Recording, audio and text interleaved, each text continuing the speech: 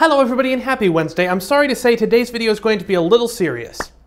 That's kind of undermining my point. So just over a week ago, Benjamin Cook released another Becoming YouTube video where he delved into why women are so underrepresented on YouTube. And on the same day, I posted a video called We Saw Your Junk, which was a parody of Seth MacFarlane's Oscar song, We Saw Your Boobs. So there's been heated discussion on blogs, on Tumblrs, on news sites, on Ben and my comments sections, and I kinda got scared off of replying to a lot of the feedback. But I feel like it's dishonest for me not to talk about it, so at the risk of losing all of you subscribers, I need to talk about feminism.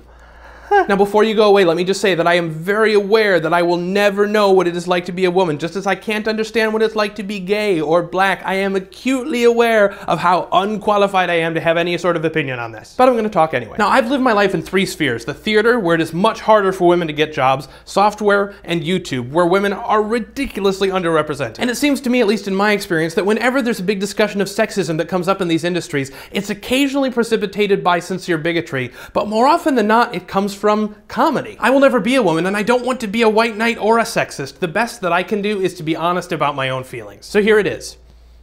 I thought Seth MacFarlane's song was funny. I thought it was crass, and I thought I would be way uncomfortable if I were one of those actresses, but I thought it was funny. The whole point of comedy is to point at things that already exist and say, hey, look at that. Isn't that weird? In this case, Seth pointed out two things. One, sex sells, and two, we are really uncomfortable talking about it. If we weren't uncomfortable with it, the song wouldn't have gotten laughs and it wouldn't have made people offended. The response would have been, yes, we did see the boobs, didn't we?